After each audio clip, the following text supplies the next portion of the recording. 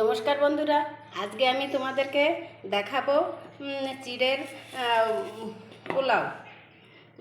যেটা বানাতে আমার লাগছে একটু ছোট ছোট করে আলু কেটে নিয়েছি, তার সাথে একটু বিনস আর নিয়েছি গাজর, আর নিয়েছি একটু কাজু কিশমিশ, একটু কাঁচা লঙ্কা, একটু টমেটো কুচি আর বাদাম, আর 200 গ্রামের মতো চিড়া নিয়েছি আমি।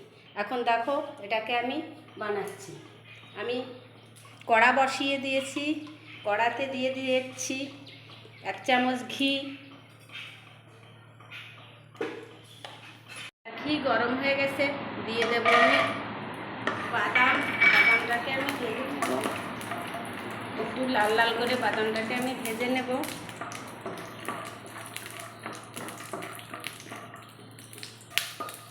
এবার এই বাদামটা একটু ভাজা ভাজা হয়ে গেলে দিয়ে দেব কাজু আর কিশমিশ, এটাকেও একটু এর সাথে ভেজে নেব।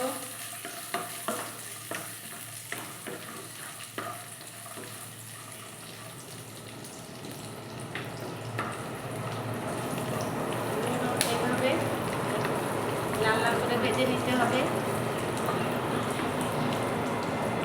এটা যতক্ষণ ভাজা হচ্ছে, বাদামগুলি লাল লাল করে ভাজা হয়ে গেছে। এবার আমি নামিয়ে নেব। ওই কড়াইতে আর একটু 1 চামচ ঘি দিয়ে দেব।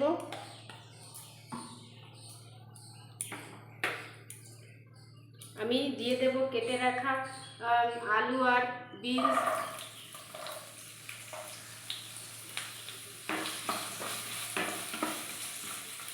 আর দিয়ে দেব গাজর,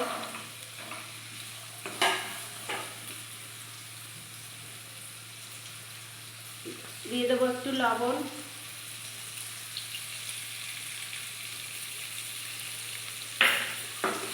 এটাকে আমি খানিকক্ষণ ভেজে নেব।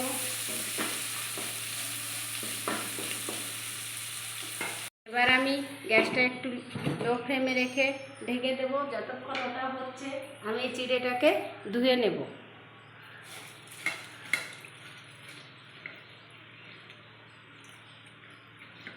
চিড়েটাকে 2-3 বার ধুয়ে নিয়েছি। এবার আমি এটাকে জল চিপড়ে একটা প্লেটে তুলে নেব।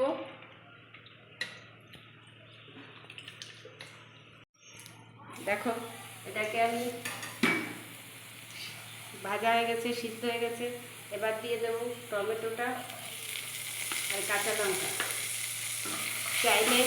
চাইলে তোমরা এটা ডিমও দিতে পারো, অনেকে চাইলে এটার ভিতর ছোটো ছোটো টুকরো করে চিকেনও দিতে পারো, যে যেভাবে টেস্টি করে বানিয়ে খেতে চাও।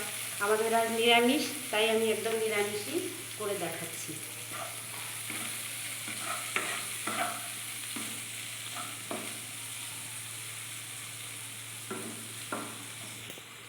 এবার দিয়ে দেব ধুয়ে রাখা চিড়েটা।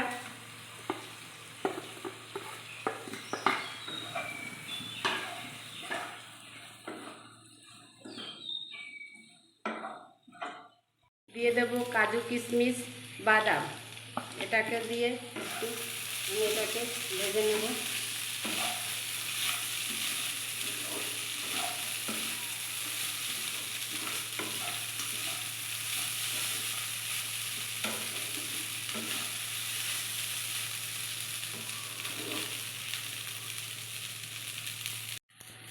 এইভাবে সকালে এটাকে নাস্তা হিসেবে বানাবেন বা সন্ধ্যায় দিতে পারেন।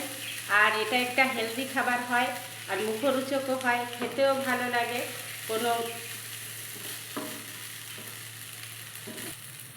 এটাকে বেশি ভাজবেন না, কারণ এটা একটু হালকা ভেজে নিতে হবে, নইলে টেস্ট থাকবে না। এবার আমি গ্যাসটা বন্ধ করে দেব, দিয়ে এবার আমি এটাকে নামিয়ে নেব। আমার চিড়ের পোলাও রেডি। আর আমার রান্নাটা যদি আপনাদের ভালো লেগে থাকে, তাহলে আমার চ্যানেলটা সাবস্ক্রাইব করে দেবেন।